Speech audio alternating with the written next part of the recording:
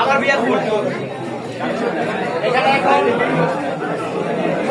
আরেকটা কথা বলি, কিছু মানুষ বলে যে লায়লার সাথে নাকি আমার অবৈধ সম্পর্ক।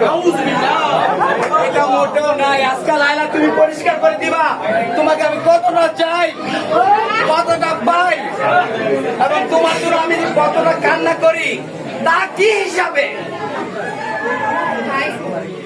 মানে সে আমার বোন, বুঝতে পারছো? লায়লা কি আমার বোন।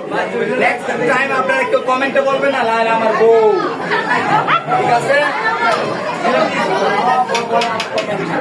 আচ্ছা লায়লা, এখন আমার আইকনিক সেলুন সম্পর্কে এখন তোমার